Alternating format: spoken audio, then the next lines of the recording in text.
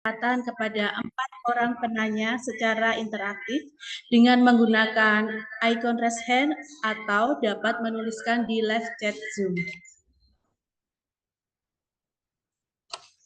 Keempat, sesi tanya jawab akan dibuka setelah semua narasumber menyampaikan materi. Kemudian, tanpa mengurangi rasa hormat kami apabila ada peserta yang lupa mematikan mikrofon ataupun dengan sengaja menyalakan mikrofon, kami akan mematikan mikrofon melalui host. Kemudian yang keenam, link daftar hadir akan disampaikan di live chat Zoom setelah semua narasumber menyampaikan materi. Dan yang terakhir, setelah Bapak Ibu mengisi daftar hadir, sertifikat akan segera diterima di email masing-masing. Jadi pastikan pengisian nama, pengisian instansi, dan juga email harus benar. Karena jika tidak benar untuk email, maka sertifikat tidak akan sampai kepada peserta. Bapak Ibu peserta webinar yang berbahagia, mengingat waktu yang sudah siang, marilah kita awali kegiatan webinar berbagi praktik implementasi P5 yang berorientasi pada peserta didik dan potensi lokal dengan berdoa menurut agama dan kepercayaan masing-masing. Berdoa kami persilakan.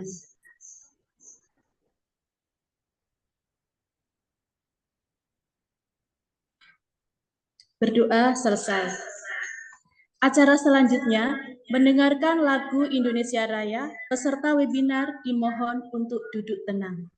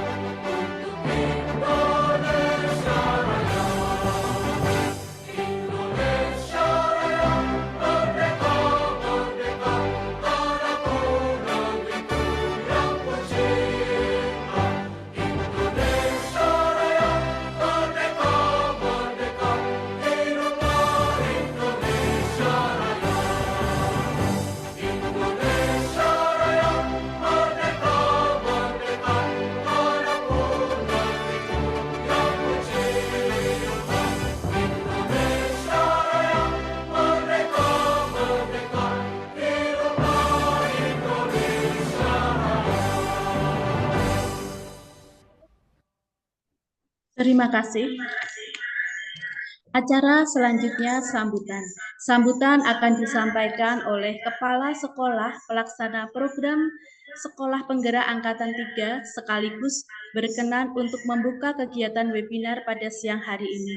Kepada beliau Bapak Hari Susilo SPDSD, kami persilahkan.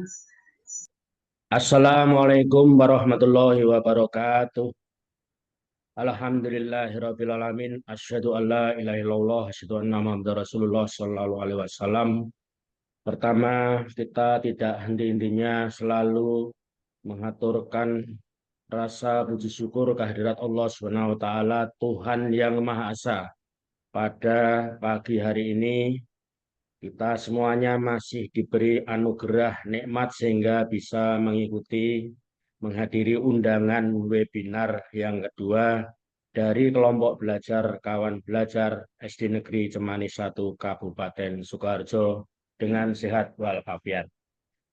Saya juga mengucapkan terima kasih kepada Bapak Dr. Andes Sahono MPD yang telah berkenan hadir bersama di tengah-tengah kita, dan panitia webinar dari kelompok belajar, kawan belajar, serta Bapak Ibu peserta webinar.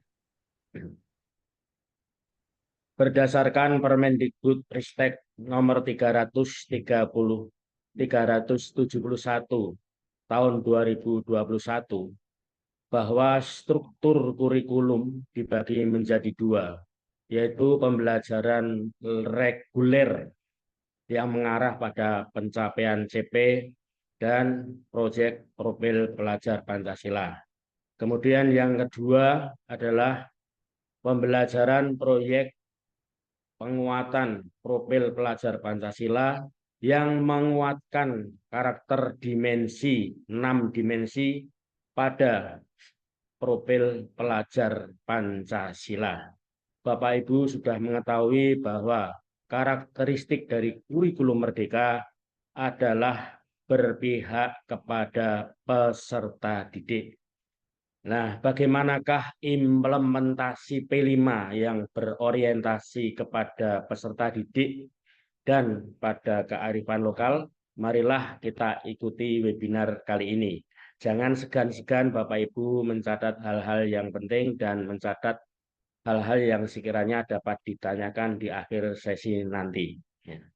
Demikian, dengan mengucapkan Bismillahirrahmanirrahim, maka webinar kedua dari kelompok belajar SD Negeri Cemani 1 dengan judul implementasi P5 yang berorientasi pada peserta didik dan kearifan lokal resmi kami buka.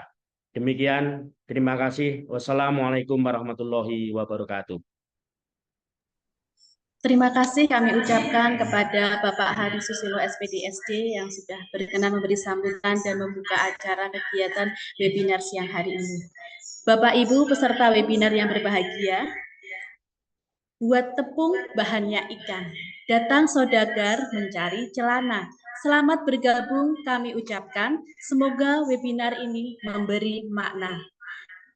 Bapak Ibu peserta webinar yang berbahagia, tiba saatnya acara yang sudah kita tunggu-tunggu dan sudah kita nantikan, yaitu pemaparan materi oleh narasumber kita yang luar biasa.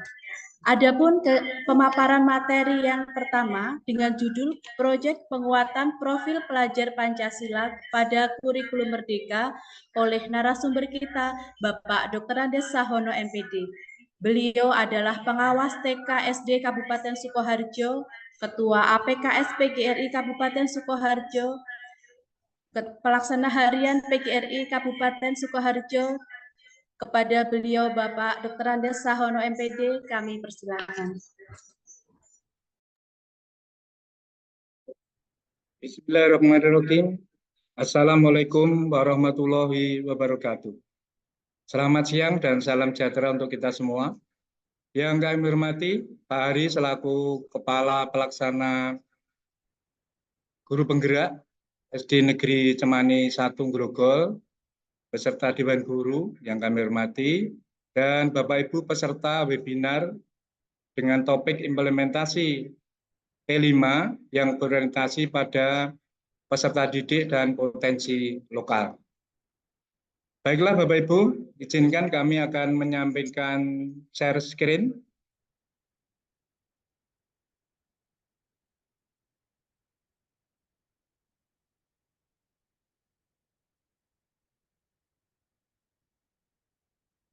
Proyek penguatan profil pelajar Pancasila, Bapak Ibu.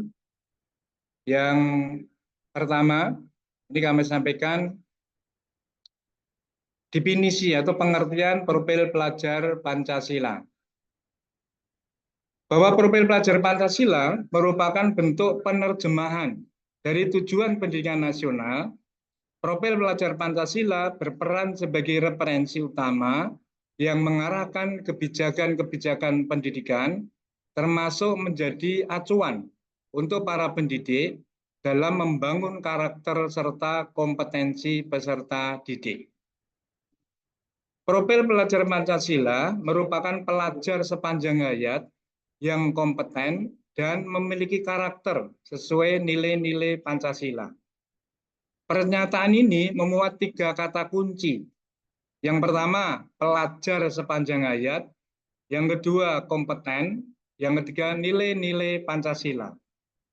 Hal ini menunjukkan adanya paduan antara penguatan identitas khas bangsa Indonesia, yaitu Pancasila, sebagai rujukan karakter pelajar Indonesia dengan kompetensi yang sesuai dengan kebutuhan pengembangan sumber daya manusia Indonesia dalam konteks perkembangan abad 21. Kita ketahui bahwa abad 21 sekarang ini kita sudah memasuki revolusi industri 4.0, yaitu kolaborasi antara siber dan komputerisasi. Sehingga anak-anak harus kita persiapkan agar anak-anak bisa bersaing dalam pasar global.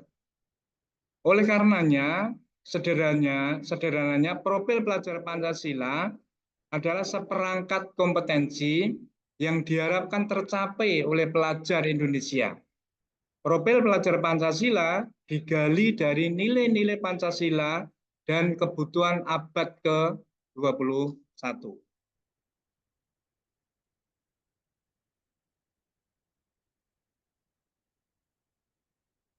Profil pelajar Pancasila terdiri dari 6 dimensi.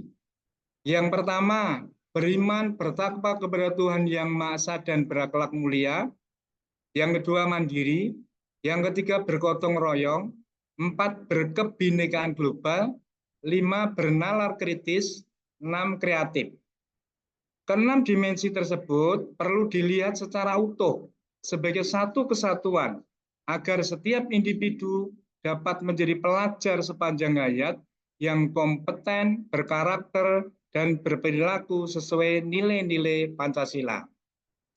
Dari 6 dimensi profil pelajar Pancasila tersebut di-breakdown, diperinci ke dalam elemen dan subelemen. Dimensi, elemen, dan subelemen itu diatur di keputusan Kepala Badan Standar Kurikulum dan Asesmen Pendidikan, Kementerian Pendidikan Kebudayaan Riset dan Teknologi nomor 009-H-KR-2022 tentang dimensi, elemen, dan subelemen profil pelajar Pancasila pada kurikulum Merdeka.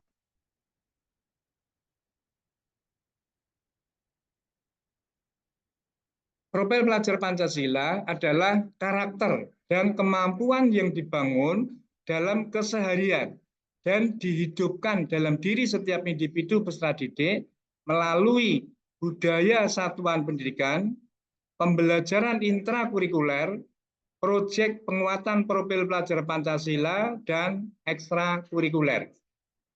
Jadi profil pelajar Pancasila itu dibangun dari 4 komponen ini. Yang pertama dibangun dari intrakurikuler. Intrakurikuler itu muatan pelajaran, kegiatan atau pengalaman belajar siswa. Yang kedua ekskulnya, ekstrakurikuler, itu kegiatan untuk mengembangkan minat dan bakat siswa. Kemudian yang ketiga, budaya satuan pendidikan. Iklim satuan pendidikan, kebijakan, pola interaksi, dan komunikasi, serta norma yang terbuka yang berlaku di satuan pendidikan. Misalnya di setiap sekolah itu membudayakan S5, senyum, sapa, salam, sopan, santun. Itu budaya satuan pendidikan yang perlu dikembangkan. Kemudian di sekolah juga dikembangkan budaya antri, disiplin. Itu merupakan budaya satuan pendidikan. Di samping itu juga keterbukaan, artinya siswa, pelajar itu terbuka terhadap kritik masukan orang lain. Itu berarti memiliki jiwa keterbukaan. Kemudian budaya mutu yang lain, budaya satuan pendidikan, misalnya pelajar memiliki keingintahuan yang lebih besar. Itu budaya. Kemudian kolaborasi dengan teman, itu budaya yang dibangun di satuan pendidikan.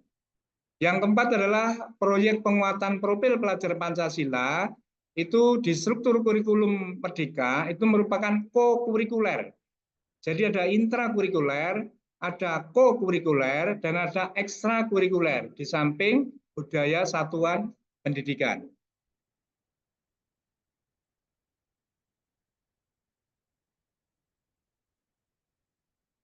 Kompetensi profil pelajar Pancasila ini salah satu contoh, contoh alur perkembangan kompetensi profil pelajar Pancasila. Misalnya dalam tabel ini ada dimensi di breakdown di elemen dan di breakdown di sub-elemen. Satu contoh misalnya alur perkembangan dimensi kebinekaan global, berkebinekaan global. Subelemennya ini Bapak Ibu, subelemennya adalah mendalami budaya dan identitas budaya. Kemudian untuk jenjang PAUD berarti fase pondasi, anak diharapkan mengenali identitas diri dan kebiasaan budaya dalam keluarga. Ini yang harus dicapai di fase pondasi untuk teman-teman yang bergerak atau belajar di jenjang PAUD. Kemudian di akhir fase A, berarti kelas 1 dan kelas 2, anak usia 5 sampai 8 tahun, itu pelajar diharapkan mengidentifikasi dan mendeskripsikan ide-ide tentang cirinya dan kebinekaan kelompok di lingkungan sekitarnya, dan seterusnya. Jadi ini diperinci, ini fase pondasi untuk PAUD, ini fase A untuk kelas 1-2 SD, ini fase B untuk kelas 3-4, fase C untuk kelas 5-6, kemudian SMP, dan seterusnya. Jadi capaian fase dari dimensi berkebinekaan global, elemen mengenal dan menghargai budaya, subelemennya adalah mendalami budaya dan identitas budaya.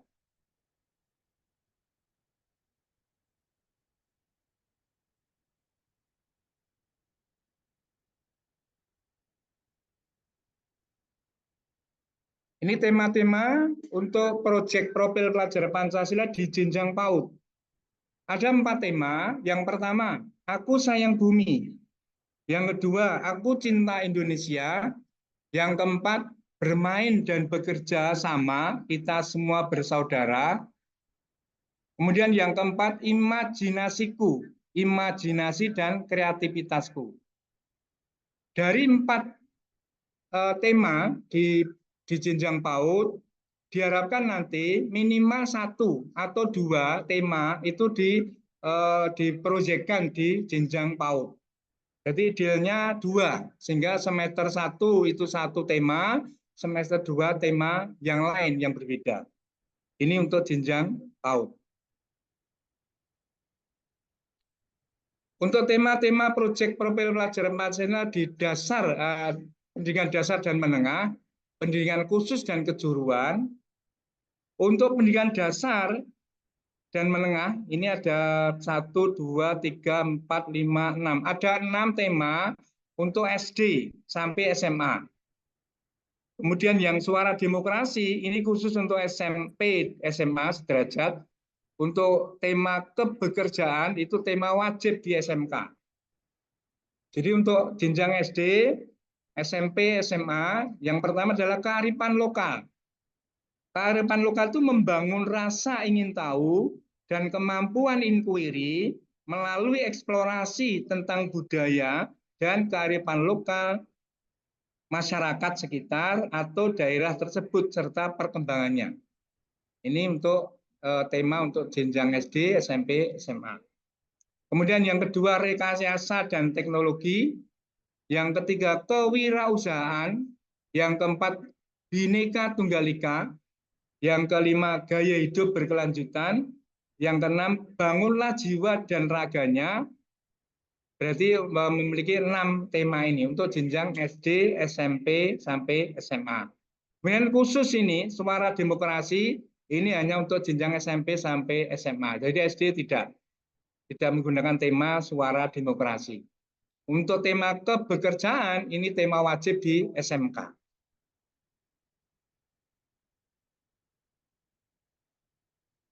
Prinsip-prinsip proyek profil pelajar Pancasila, ada 4 prinsip. Yang pertama, holistik. Holistik itu bermakna memandang sesuatu secara utuh. dan menyeluruh, tidak parsial atau terpisah-pisah. Jadi memandang sesuatu secara utuh, secara menyeluruh. Misalnya dalam ekosistem di sekolah, satuan pendidikan.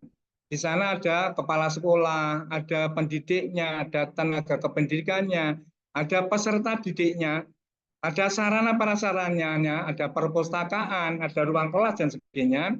Itu kita perlakukan secara holistik menjadi satu kesatuan yang utuh, tidak terpisah-pisahkan. Yang kedua, kontekstual. Prinsip kontekstual itu berkaitan dengan upaya mendasarkan kegiatan pembelajaran pada pengalaman nyata yang dihadapi dalam keseharian. Jadi anak-anak kita hadapkan pada pengalaman nyata yang dihadapi di keseharian anak-anak. Sehingga tidak verbalistik, tidak semu, karena anak-anak langsung mengalami dalam kesehariannya. Yang ketiga, berpusat pada murid. Prinsip berpusat pada peserta didik itu berkaitan dengan skema pembelajaran yang mendorong peserta didik untuk menjadi subjek pembelajaran. Jadi kurikulum Merdeka itu memperlakukan siswa itu sebagai subjek pembelajaran. Guru hanya sebagai fasilitator. Guru hanya memberikan fasilitasi kepada peserta didiknya. Dan anak-anak itu sebagai pusat pembelajaran atau student center. Yang keempat adalah eksploratif. Eksploratif adalah prinsip eksploratif berkaitan dengan semangat untuk membuka ruang yang lebar bagi proses pengembangan diri, inquiry baik terstruktur maupun bebas. Jadi diharapkan anak-anak itu mengeksplor sendiri, mencari pengetahuan dengan cara bertanya, ini bertanya kepada pedagang, karena temanya tentang perdagangan, atau akan menjelajahi di perpustakaan, membaca-baca buku referensi untuk menemukan sendiri pengetahuan yang dibutuhkan oleh anak itu. Dan guru hanya sebagai fasilitasi. Alur perencanaan proyek, ada 5 alur perencanaan proyek. Yang pertama, membentuk tim fasilitator proyek penguatan profil pelajar Pancasila. Nanti Bapak Ibu Kepala Sekolah membuatkan SK untuk tim fasilitator P5 di sekolahnya masing-masing. Kepala Satuan Pendidikan menyusun tim fasilitator proyek. Tim ini berperan merencanakan dan melaksanakan kegiatan proyek untuk seluruh kelas. Yang kedua, mengidentifikasi tingkat kesiapan satuan pendidikan. Jadi Bapak Ibu Kepala Sekolah Satuan Pendidikan bersama tim fasilitator untuk merefleksikan dan menentukan tingkat kesiapan satuan pendidikan. Apakah satuan pendidikan panjenengan itu sudah siap atau setengah siap atau sangat siap dari berbagai infrastruktur yang dibutuhkan. Yang ketiga, merancang dimensi, tema, dan alokasi waktu proyek penguatan profil pelajar Pancasila. Tim fasilitator menentukan fokus dimensi profil pelajar Pancasila dan tema proyek, serta merancang jumlah proyek beserta alokasi waktunya. Yang keempat, menyusun modul dan rencana pengajaran proyek profil. Tim fasilitator menyusun modul proyek sesuai tingkat kesiapan satuan pendidikan dengan tahapan, namun menentukan subelemen atau tujuan proyek, mengembangkan topik dan durasi proyek, serta mengembangkan aktivitas dan asesmen proyek. Jadi lengkap dari perencanaannya, kemudian sampai asesmennya. Yang kelima, merancang strategi pelaporan hasil proyek. Tim fasilitator merencanakan strategi pengelolaan dan pelaporan hasil proyek. Ini perencanaan ini dapat dikembangkan sesuai dengan kebutuhan dan kondisi satuan pendidikan masing-masing.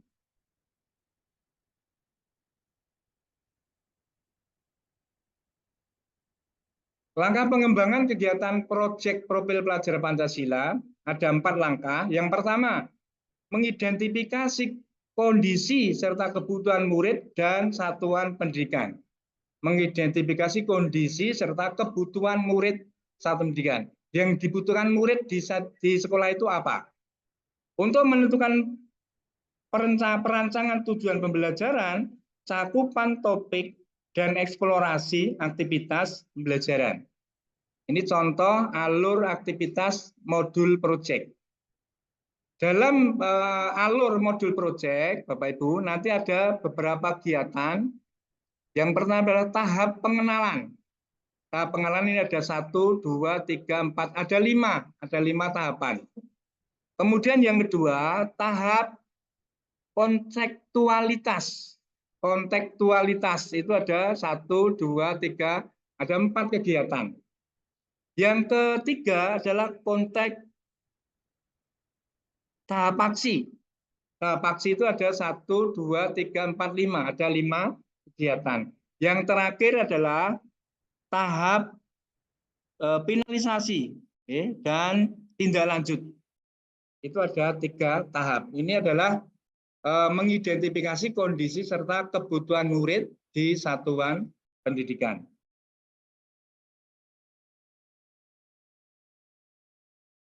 Langkah yang kedua, mengembangkan aktivitas pembelajaran berdasarkan backward design. Backward design. Backward design itu rancangan pembelajaran yang mundur. Jadi rancangan pembelajaran yang dibuat mundur, desainnya itu mundur. Dimulai dari menentukan tujuan, apa kompetensi yang akan dicapai oleh peserta didik. Jadi yang pertama menentukan tujuan dulu. Tahap yang kedua, merancang asesmen bagaimana pendidik dapat mengetahui dan mengukur ketercapaian tujuan tersebut.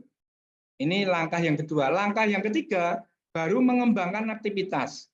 Apa aktivitas belajar yang dapat dilakukan untuk mencapainya. Ini contoh konkretnya, di tahapan menentukan tujuan, itu menghasilkan solusi alternatif dengan mengadaptasi berbagai gagasan dan umpan balik untuk menghadapi situasi dari permasalahan atau dimensi kreativitas.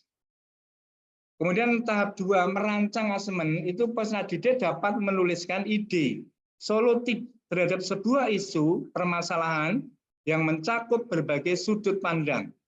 Pendidik menggunakan rubrik sebagai instrumen asesmen. Jadi nanti instrumen asesmen di P5 itu ada beberapa cara, bisa dengan cara rubrik, bisa dengan cara portofolio, pengumpulan hasil karya anak, bisa juga dengan cara menampilkan atau perform. Tahapan yang ketiga, mengembangkan aktivitas, yaitu mendiskusikan solusi terkait sebuah permasalahan secara berkelompok, menyimpulkan hasil diskusi kelompok secara tertulis. Ini tahapan yang kedua dalam pengembangan kegiatan profil pelajar Pancasila.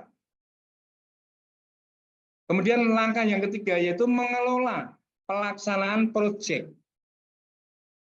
Yang pertama, mengawali kegiatan proyek penguatan profil pelajar Pancasila, tujuannya adalah untuk membuat peserta didik itu terlibat dalam kegiatan belajar sejak awal proyek profil itu digulirkan. Jadi pastikan anak-anak itu sejak awal P5 itu digulirkan, anak sudah terlibat di dalamnya. Yang kedua, mengoptimalkan pelaksana proyek penguatan profil pelajar Pancasila, tujuannya adalah untuk membantu peserta didik terlibat secara optimal sepanjang kegiatan proyek profil berlangsung. Jadi dipastikan anak-anak terlibat di dalam proyek itu. Yang ketiga, menutup rangkaian kegiatan proyek penguatan profil pelajar Pancasila, tujuannya adalah untuk mengakhiri proyek profil dengan kegiatan yang optimal. Misalnya gelar karya, pameran, kemudian presentasi, dan sebagainya. Sehingga ditutup dengan kegiatan yang sangat mengesankan bagi anak. Yang keempat, mengoptimalkan keterlibatan mitra, melibatkan masyarakat di luar satuan pendidikan akan sangat memberi makna yang berarti bagi peserta didik. Misalnya di SD Negeri Cemani 1 dengan mengangkat kearifan lokal batik itu melibatkan mitra dari batik di lingkungan sekolahnya untuk menjadi narasumber, menjadi guru tamu di sekolah SD Negeri Cemani 1 untuk mengajarkan kepada anak-anak tentang bagaimana membuat pola batik, bagaimana membuat atau melakukan pencantingan nyanting pakai malam itu, bagaimana proses pewarnaan dan sebagainya. Itu mengundang mitra di lingkungan sekolah sebagai guru tamu di situ untuk mengajarkan kepada anak-anak tentang proses pembuatan batik. Ini pelibatan mitra. Yang keempat, mengolah dan melaporkan hasil proyek. Ini tahapannya, alurnya yang pertama adalah menentukan tujuan pembelajaran, apa kompetensi yang akan dicapai oleh peserta didik. Kemudian yang kedua, merancang indikator kemampuan. Apa yang perlu dipahami atau dilakukan peserta didik untuk menunjukkan kemampuannya. Tahapan berikutnya, menyusun strategi asesmen. Dengan cara apa peserta didik dapat menunjukkan kemampuannya dan pendidik dapat mengukur kemampuan tersebut. Maka nanti ada beberapa strategi asesmen, bisa dengan rubrik, bisa dengan portofolio, pameran, presentasi, perform, dan sebagainya. Mengembangkan topik dan alur aktivitas pembelajaran. Aktivitas belajar apa saja yang dapat dilakukan peserta didik untuk mencapai tujuan pembelajaran sesuai dengan topik proyek yang dikembangkan. Tahapan berikutnya mengolah hasil asesmen. Bagaimana hasil asesmen yang diperoleh, apa bukti pencapaiannya. Kemudian yang terakhir, menyusun pelaporan. Sejauh mana pembelajaran, bagaimana catatan prosesnya.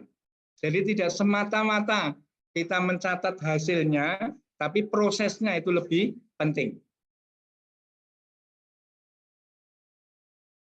Ini gambaran raport proyek, Bapak Ibu. Untuk jenjang PAUD, ini contohnya. Untuk jenjang PAUD, ini identitas anak paling atas ini. Kemudian ini beberapa tema atau topik yang diajarkan di jenjang PAUD. Kemudian nilainya bentuknya deskripsi. Nilainya bentuknya deskripsi. Kemudian yang paling bawah itu ada feedback. Ada umpan balik dari orang tua. Karena orang tua biar tahu sudah sejauh mana karakter anak itu bisa dikembangkan di sekolah itu. Untuk jenjang pendidikan dasar dan menengah dan pendidikan khusus, model raportnya kayak ini Bapak Ibu. Ini model raportnya, ini tema-tema dari yang kita ambil dari profil pelajar Pancasila, kemudian dimensinya apa, anak progres anak itu hanya bentuknya kualitatif. Yang pertama belum berkembang. Apakah sudah berkembang? Apakah yang ke grade yang keempat itu berkembang sesuai harapan, berkembang sesuai dengan ekspektasi guru? Kemudian yang keempat itu grade yang tertinggi adalah sangat berkembang. Jadi bentuk nilainya adalah bentuk kualitatif, bukan kuantitatif, bukan angka, tapi kualitatif berupa belum berkembang, sudah berkembang, berkembang sesuai dengan ekspektasi atau berkembang sesuai dengan harapan, yang grade yang paling tinggi adalah sangat berkembang. Itu Bapak Ibu materi yang dapat saya sampaikan terkait dengan implementasi proyek penguatan profil pelajar Pancasila P5 di sekolah. Terima kasih atas perhatiannya. Mohon maaf atas segala kekurangan. Akhirul kalam, billahi taufiq wal hidayah. Wassalamualaikum warahmatullahi wabarakatuh. Izinkan saya cabut share screen-nya. Terima kasih kami ucapkan kepada Bapak Dr. Andes Sahwono MPD yang sudah memberikan materi tentang konsep dasar P5. Baik itu tema-tema, dimensi, maupun langkah-langkah yang akan dilakukan dalam kegiatan P5, bahkan sampai pada penyusunan pelaporan. baik itu pada tingkat satuan pendidikan usia dini dan sekolah dasar. Pemaparan materi yang kedua akan disampaikan oleh Bapak Hari Susilo SPD dengan judul Kesiapan Satuan Pendidikan dalam mengimplementasikan P5. Beliau adalah Kepala Sekolah Pelaksana Program Sekolah Penggerak Angkatan 3. Kepada beliau Bapak Hari Susilo SPD kami persilahkan.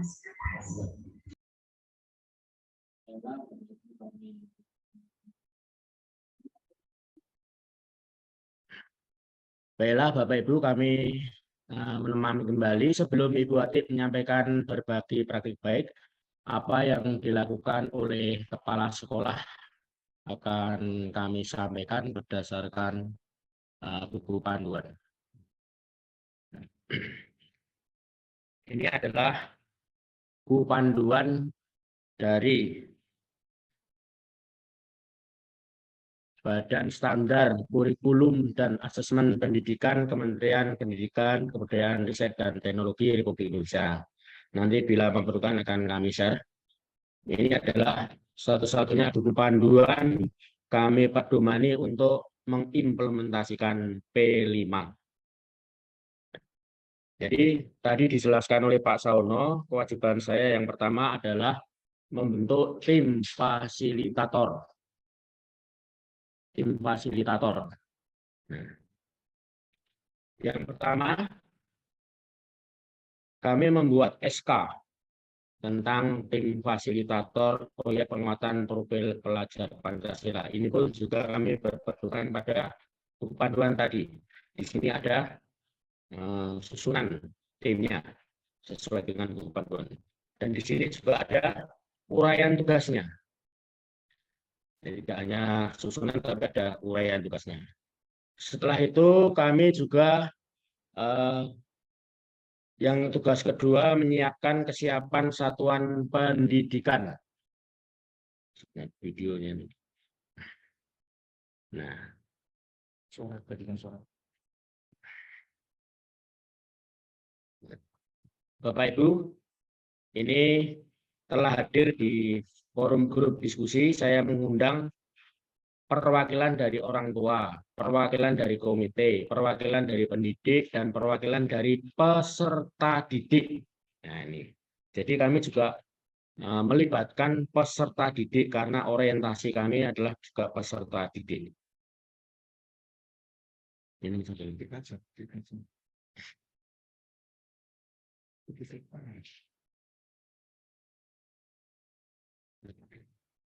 Bapak Ibu wakil dari pendidik, wakil dari orang tua peserta didik, dan wakil dari peserta didik untuk mengungkapkan ide proyek ya, yang sesuai dengan kondisi di SD kita. Mungkin karena SD kita juga dekat dengan lingkungan pembatik ataupun perajin batik ya, mungkin alangkah baiknya untuk anak-anak bisa untuk diajari cara membatik. Komite sekolah coba.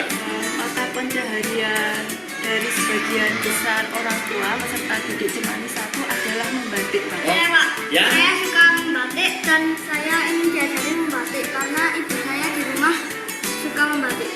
Lalu kita punya kendala ini. Siapa ya narasumbernya? Saya, Pak. Ya. Insya Allah saya punya pengalaman membatik. Oh, ini narasumbernya dari salah satu ibu guru, Ibu Atik Surnawati.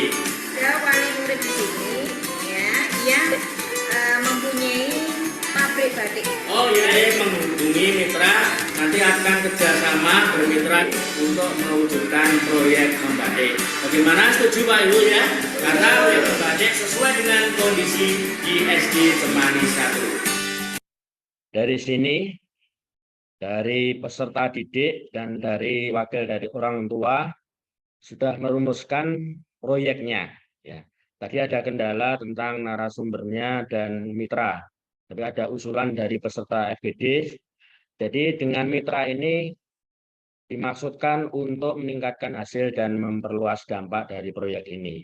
Peserta didik juga kami hadirkan dengan kandung masuk sebagai sesuai dengan kebutuhan peserta didik atas proyeknya yang berlangsung ini. Kemudian dari itu saya menetapkan dengan SK tadi, yaitu tim fasilitator. Nah, ini adalah kegiatan penajaman ide melalui infografis agar peserta didik lebih memahami, lebih memperkuat, lebih semangat dalam proyek. Pada pagi hari ini ya akan menjelaskan tentang proyek penguatan profil pelajar Pancasila. Nah, proyek kita itu membatik. Ini seperti ini. Tertarik ya, anak-anak? Anak dengan penuh semangat ya, ingin melaksanakan proyek yang sesuai dengan kebutuhannya.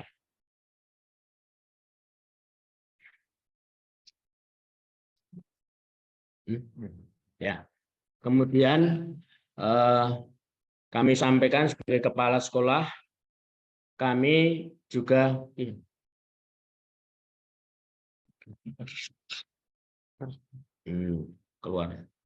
juga membagikan alokasi waktu.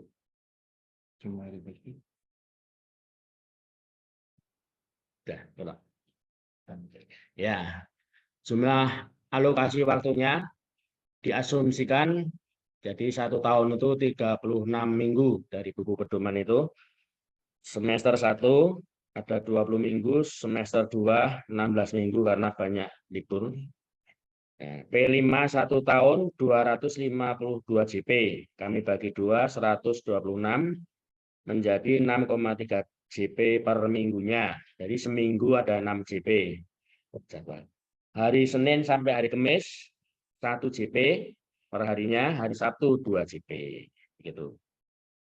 Ini yang saya sampaikan pada tim fasilitator. Sebentar. Kemudian kami gambarkan jadwalnya. Nah, ini jadwalnya. Jadi tadi ada 6 bisa 7 ya. Jadi setiap akhir hari sampai hari Kamis, dan yang 2 JP jatuh pada hari Sabtu, begitu. Dan kami juga sebagai kepala sekolah menyampaikan dimensi, elemen, dan sub-elemennya. Dimensinya berkebinekaan global, ya, dengan elemen ini dan sub-elemennya ini. Ini nanti sub-elemennya ini menjadi asesmen. Modul ajar pun kami juga terlibat sebagai kepala sekolah.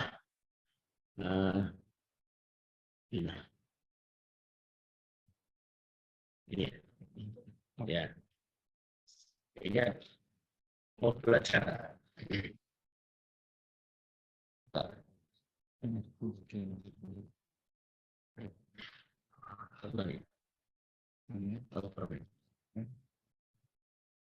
Apa ini? Nah, ini. Dalam modul ajar tadi ada berpihak pada murid. Ini murid di akhir kegiatan mengadakan asesmen. Jadi murid yang mengadakan, yang melakukan asesmennya. Murid juga melakukan asesmen, bukan hanya guru. Nah, refleksi untuk dilakukan oleh strategi. Ini yang tadi yang dijelaskan Pak Sono sudah ada semuanya, aktivasi, relevansi dan sebagainya. Nah, ini sesuai dengan waktunya tadi. Ini belajar ada berapa halaman, 130 halaman setelah disusun oleh tim fasilitator SD Cemani 1. Kemudian tingkat kesiapan di SD Cemani 1 yang ini ya. Tingkat kesiapan tadi disebutkan bagaimana tingkat kesiapan.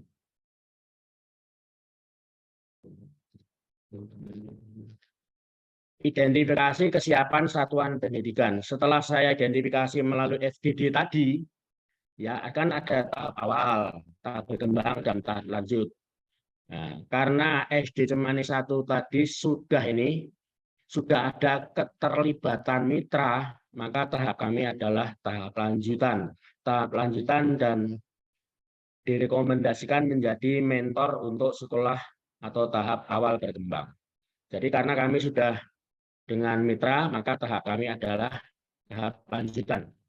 Itulah Bapak Ibu yang dilakukan oleh kepala sekolah kepada tim fasilitator. Ya. Dan ini kami betul-betul melibatkan peserta didik sejak awal, ya, sejak perumusan ide sampai dengan melaksanakan proyek, bahkan asesmennya pun anak-anak juga dilibatkan mengasesmen temannya. Ya. Jadi asesmen dilakukan oleh guru dan peserta didik agar betul-betul objektif. Nah, dan kegiatan proyek ini memang untuk mengakses atau menguatkan dimensi dari profil pelajar Pancasila. Dan rapornya pun ya, berdasarkan Permendikbud nomor 371 tadi, rapor proyek penguatan profil pelajar Pancasila ini panduan halaman 107 ini kami sampaikan. Ini dilakukan juga per tahun, dilaporkan per tahun. Tadi selain 1 semester diadakan perayaan, ya ini wujudnya seperti ini. Jadi semester 1 itu 3 dimensi, 1 tema. Semester 2, 3 dimensi yang lain dengan tema yang lain. Jadi 1 tahun itu SD kami seperti anjuran di Permen itu 2-3 tema. Kami menggunakan 2 tema yang berbeda. Kemudian 3 dimensi 6 itu kami bagi menjadi 2 dalam 2 semester. Seperti ini wujud rapornya. Jadi 1 tahun seperti ini. Inilah ringkasan kegiatan kepala sekolah untuk mengimplementasikan P5 di SD Cemani 1 yang berorientasi, betul-betul berorientasi kepada peserta didik, bekerja sama dengan mitra, dan mengangkat kearifan lokal. Saya cukup sekian Bu Dari, waktu saya kembalikan pada Anda. Sekian. Baik, terima kasih kami ucapkan kepada Bapak Hari Susilo SPD yang sudah berkenan menyampaikan materi tentang kesiapan satuan pendidikan dalam implementasi P5 yang berorientasi pada peserta didik.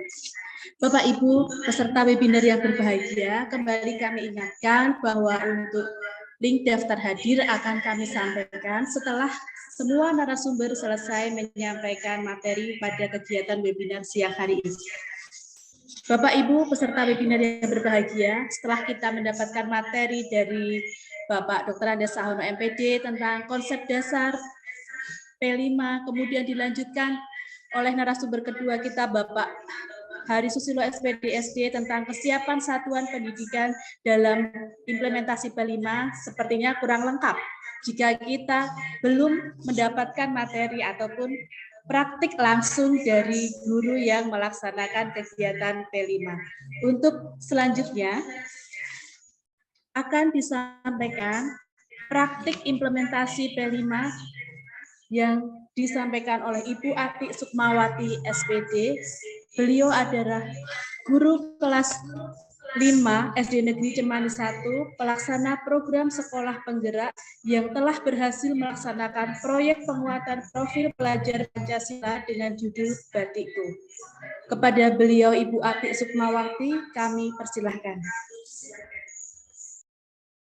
Baik, terima kasih Ibu Dari. Bismillahirrahmanirrahim. Assalamualaikum warahmatullahi wabarakatuh. Alhamdulillah, alhamdulillah wa syukurillah, la haula wa la quwata illa billah. Bapak Ibu peserta webinar yang saya hormati, di sini kami akan berbagi layar dengan Bapak Ibu semuanya. Tapi saya mohon izin sebelumnya ingin menyapa kepada Bapak narasumber kita, yaitu Bapak Sahono MPD. Ya, terima kasih Bapak Sahono yang telah membersamai kami sampai saat ini. Yang kedua, kepada Bapak Hari Susilo SPD SD, terima kasih Bapak telah membersamai kami dan telah membimbing kami dengan penuh kesabaran. Selalu sehat ya Bapak. Iya. Baiklah Bapak Ibu, mohon izin kami untuk berbagi layar dengan Bapak Ibu terkait dengan pelaksanaan praktik baik tentang implementasi P5 yang berorientasi pada peserta didik dan potensi lokal. Baiklah Bapak Ibu, telah ditetapkan tadi oleh tim fasilitator tema dan dimensinya. Di sini kami tinggal melaksanakan proyeknya. Dalam melaksanakan proyek ini, saya betul-betul melibatkan peserta didik sesuai dengan kemampuannya. Dan Bapak Ibu, baiklah kita mulai saja pelaksanaan proyek ini. Baik, kami mohon izin untuk berbagi layar. Yang pertama ini Bapak Ibu yang kami lakukan, yang dilakukan oleh tim fasilitator adalah mengenalkan motif-motif batik. Bapak Ibu semuanya telah kita ketahui bahwa motif-motif batik itu bermacam-macam ya Bapak Ibu. Ada yang dari Pekalongan, ada yang dari Cirebon, ada yang dari Jawa. Nah, yang banyak kita kenal, banyak kita ketahui ya. Itu kalau dari Jawa itu ada motif parang, dan parang itu juga bermacam-macam Bapak Ibu. Ada parang baris, ada parang kelitik, nah, ada juga parang barong. Juga ada kelitik Bapak Ibu, kelitik ya, motif batik. Nah, selanjutnya setelah fasilitator ini mengenalkan motif batik, selanjutnya adalah mengenalkan, ini sedang mengenalkan alat membatik. Apa saja alat-alat yang diperlukan dalam membatik? Yaitu misalnya ini ada canting, kemudian ada kompor, ada gawangan, beserta tikar atau bisa dingklik. Selanjutnya Bapak Ibu, setelah mengenalkan alat-alatnya, ini kami mengenalkan pada peserta didik yaitu bahan yang akan digunakan untuk membatik. Ini adalah malam Bapak Ibu. Malam ada juga pewarna nanti untuk mewarnai kelir. Juga yang pokok itu adalah mori atau kain yang masih polos, warnanya putih, belum dipola, masih bersih. Selanjutnya Bapak Ibu,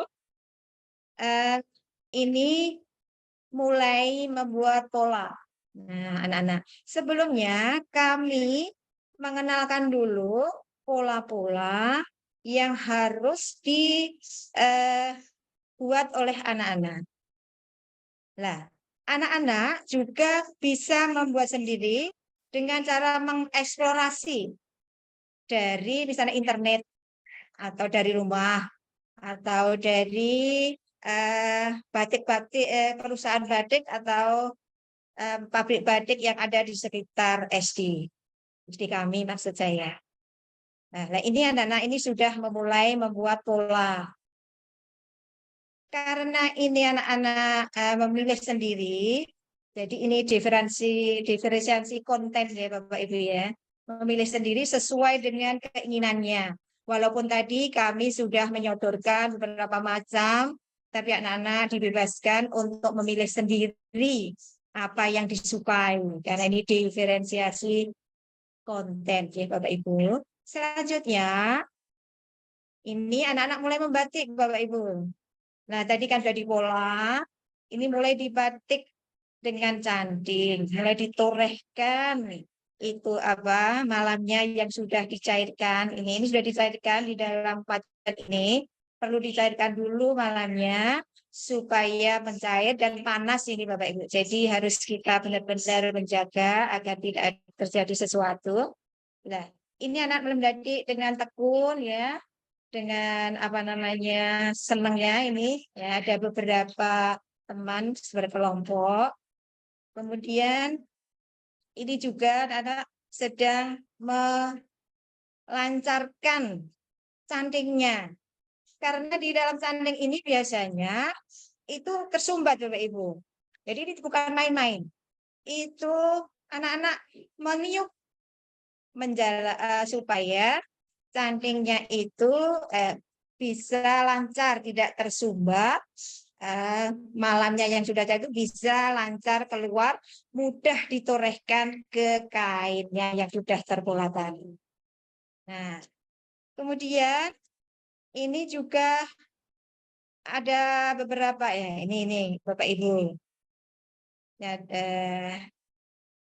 sedang berkolaborasi dimensi bergotong royong ini Bapak Ibu sedang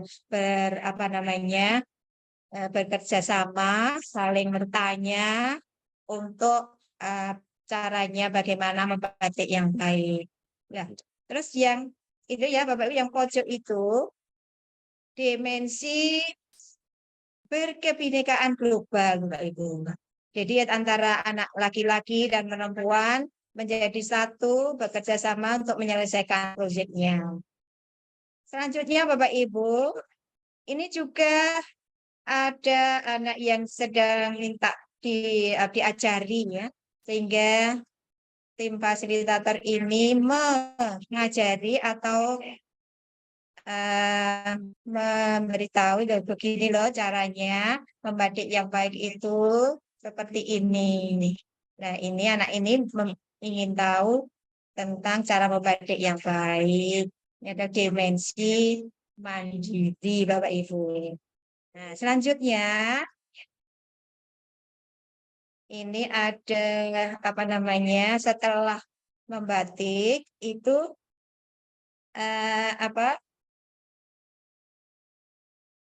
mewarnai Bapak Ibu. Ya, nah itu dalam istilah pembatikan itu ngelir. Dikelir dulu gitu, diwarnai dulu. Nah, ini karena fasilitas di SD Cemani 1 itu kurang memadai, jadi kami bekerja sama dengan mitra, yaitu Batik Harapan. Ini adalah pabrik batik yang dekat dengan sekolah kami, Bapak Ibu. Nah, di sini anak-anak mulai mewarnai, kelihatan terlibat benar-benar, anak-anak mengalami benar-benar caranya mewarnai. Selanjutnya Bapak Ibu, setelah diwarnai, itu terus proses selanjutnya adalah ngelorot. Ngelorot itu adalah ya, itu melepaskan atau menghilangkan malam yang sudah tertoreh di batik di kain tadi. Nah, ini adalah dimensi gotong royong ya Bapak Ibu ya. Bersama-sama saling membantu untuk ngelorot. Ngelorot itu istilah dalam perbatikan. Itu maksudnya menghilangkan malam yang tadi ditorehkan dalam batik tadi, pada yang telah di kain yang tadi batik anak tadi. Nah, setelah melorot Bapak Ibu, setelah dihilang ya, itu dimasukkan ke dalam air.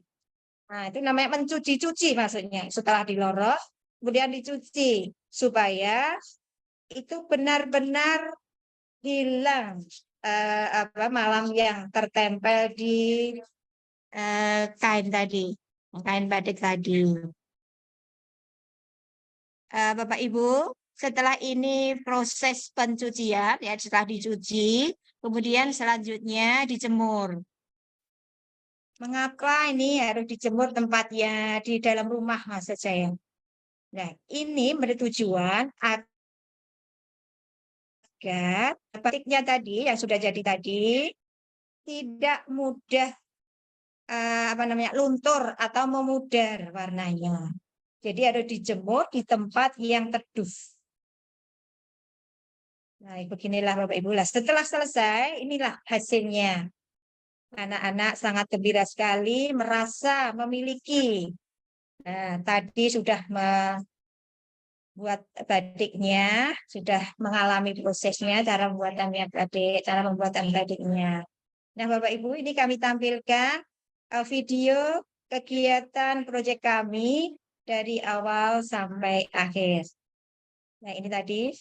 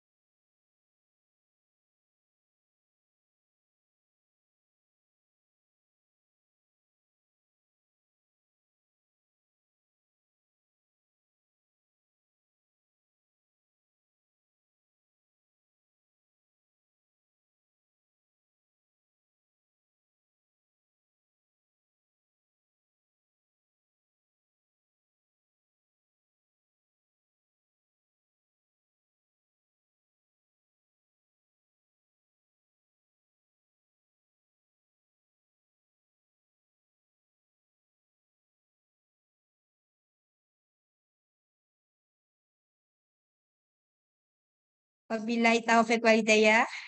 Wassalamualaikum warahmatullahi wabarakatuh.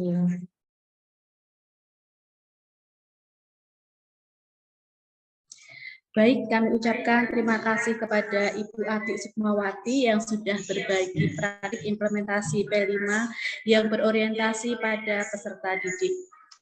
Bapak Ibu peserta webinar yang berbahagia, tiba saatnya kita masuk pada sesi tanya jawab. Bapak Ibu yang berkenan ingin mengajukan pertanyaan, boleh secara langsung menggunakan tombol raise hand ataupun menuliskan di live chat Zoom.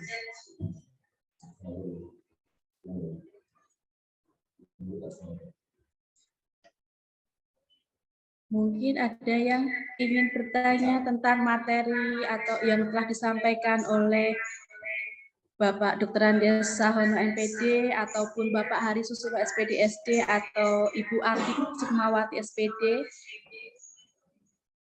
Nah, Bapak Ibu, kita sudah menerima materi yang sangat luar biasa sekali ya. Dengan runtut tadi kita sudah mendapatkan konsep dasar dari P5, kemudian kesiapan dari satuan pendidikan, dan sampai pada praktik implementasinya. Nah, jika saat ini kita sudah dikatakan kita sudah benar-benar kenyang, Bapak Ibu narasumber, kita ucapkan terima kasih sekali sehingga kita nanti bisa mengimplementasikan sebuah proyek P5 di satuan pendidikan kami masing-masing. Sepertinya ada yang bertanya di live chat Zoom.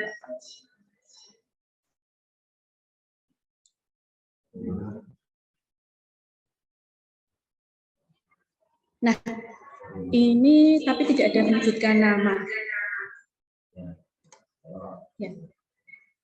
Baik, saya bacakan untuk pertanyaannya.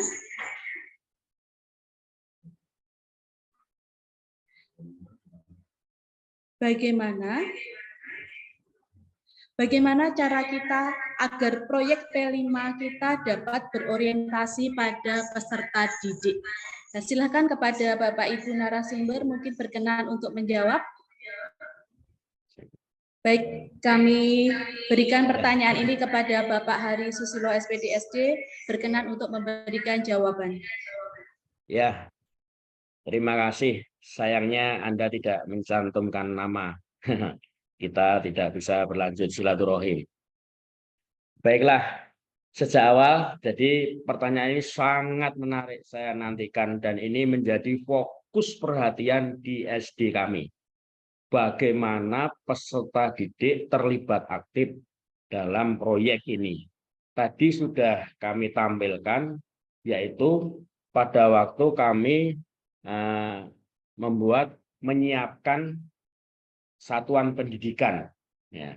Jadi sebelum proyek, sebelum modul ajar, sebelum ada sosialisasi, ya kami melakukan forum grup diskusi, kami undang semua unsur komunitas SD.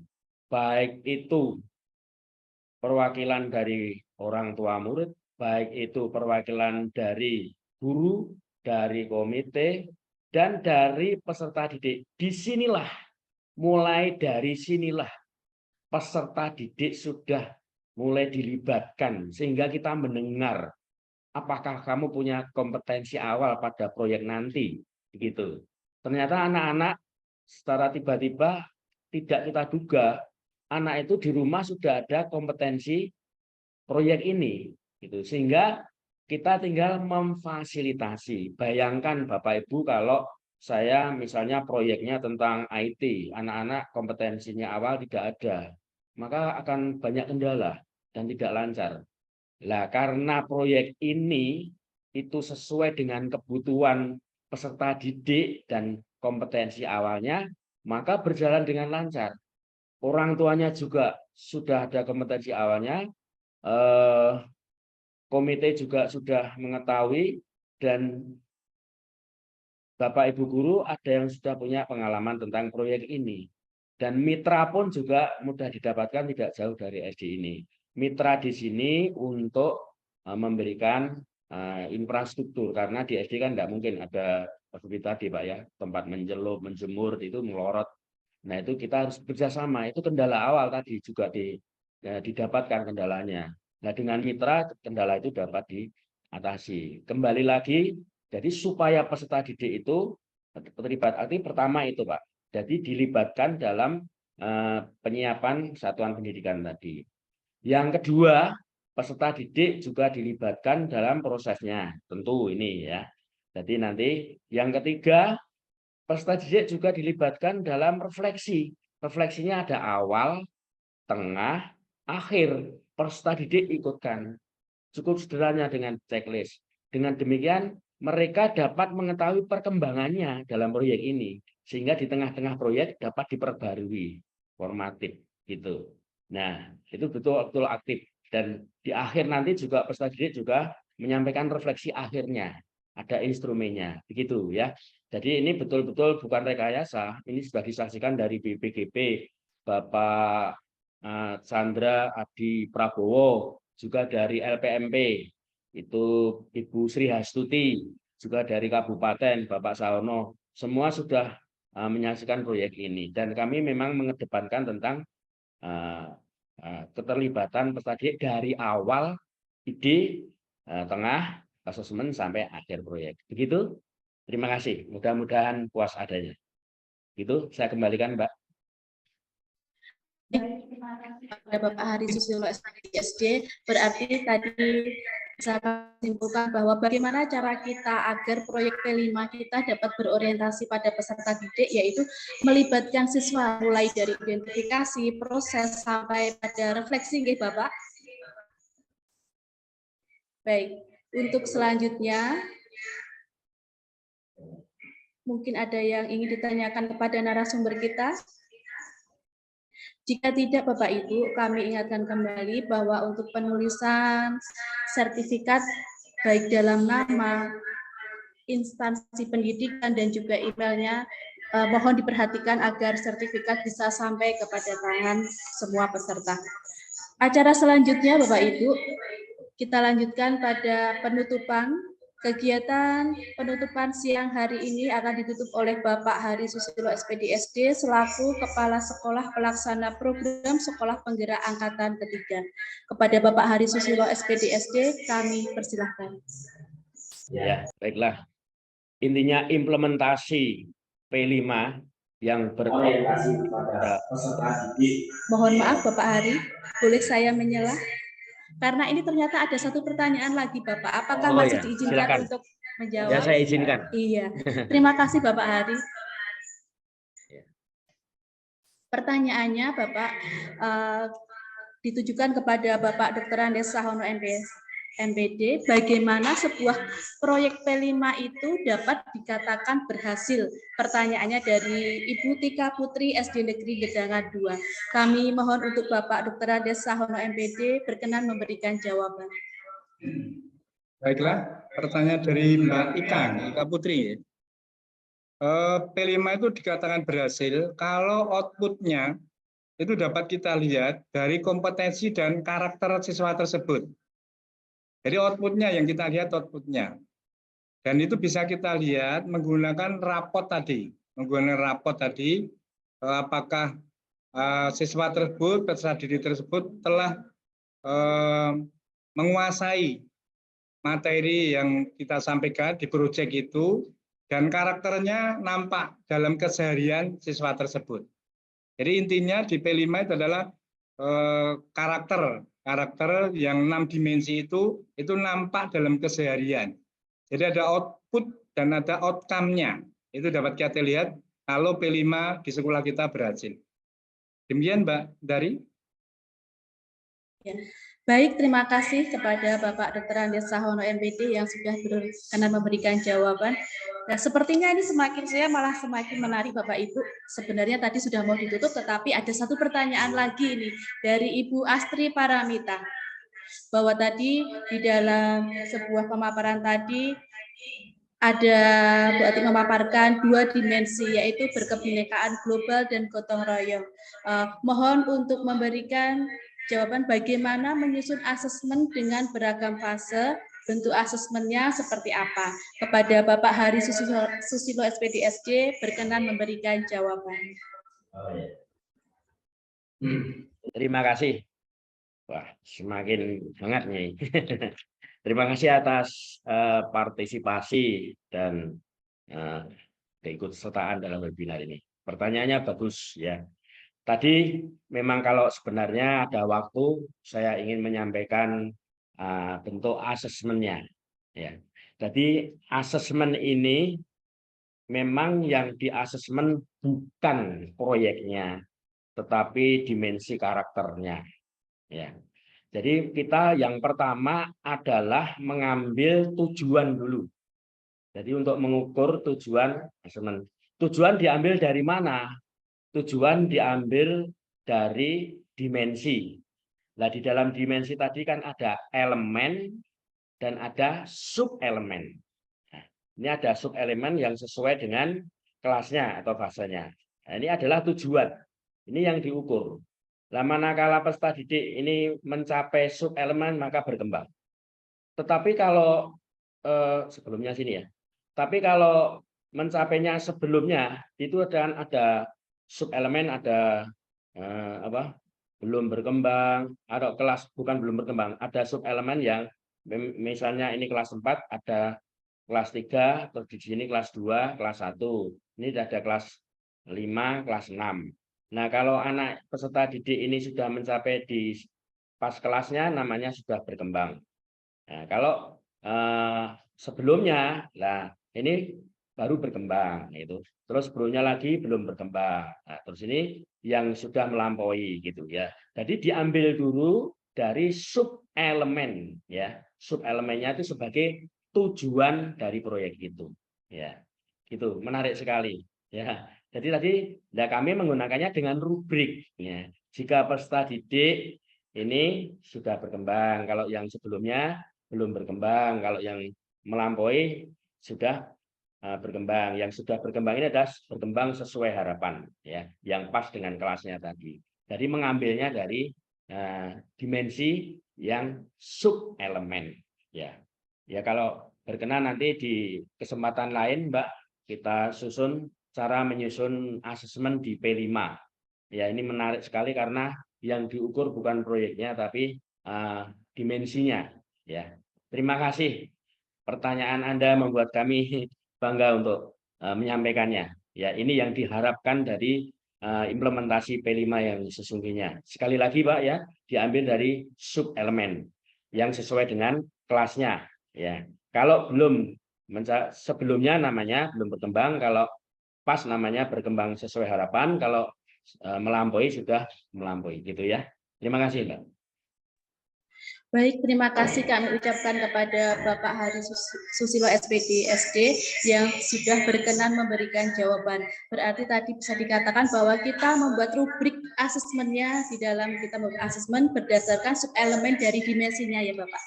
Terima kasih kepada semua peserta webinar yang masih tetap mengikuti webinar siang hari ini sampai dengan selesai, dan juga kami berikan apresiasi kepada Bapak Ibu peserta webinar yang berkenan memberikan pertanyaan kepada narasumber kita siang hari ini. Bapak Ibu peserta webinar yang berbahagia, tiba saatnya kita akan mengakhiri kegiatan webinar kita siang hari ini. Kegiatan penutupan webinar akan ditutup oleh Bapak Hari Susilo SPD SD selaku Kepala Sekolah Pelaksana Program Sekolah Penggerak Angkatan 3. Kepada beliau Bapak Hari Susilo SPD SD kami persilahkan. Ya, implementasi P5 yang berorientasi kepada peserta didik dan berorientasi pada kearifan lokal, saya kira saat ini sangat relevan. Sebab sangat relevan dengan kurikulum merdeka yang berorientasi atau berpihak pada peserta didik. Peserta didiklah yang menjadi subjek dari pembelajaran ini. Jadi kalau pembelajaran itu memenuhi karakteristik dan kebutuhan peserta didik, hasilnya akan maksimal. Dan jangan lupa dalam P5 yang kita capai adalah karakter, dimensi profil pelajar Pancasila, bukan proyeknya. Jadi manakala anak ini sudah meningkat kuat karakternya, itulah tingkat keberhasilannya. Jadi sejak awal anak memang harus diajak untuk merencanakan, terus melaksanakan proses dan merefleksikan dirinya ataupun mengevaluasi proyeknya. Inilah semoga pelaksanaan kurikulum merdeka kita semakin hari semakin baik dan semakin berhasil. Demikian, terima kasih. Terima kasih kepada Bapak Hari Susilo SPD SD. Dalam perut terdapat lemak karena keseringan mengumpat. Terima kasih untuk yang sudah menyimak. Semoga webinar ini memberikan banyak manfaat. Saya dari Hesti Widianingsih selaku moderator kegiatan webinar hari ini. Mohon maaf jika ada kata yang kurang berkenan. Wassalamualaikum warahmatullahi wabarakatuh. Selamat siang dan selamat beraktivitas.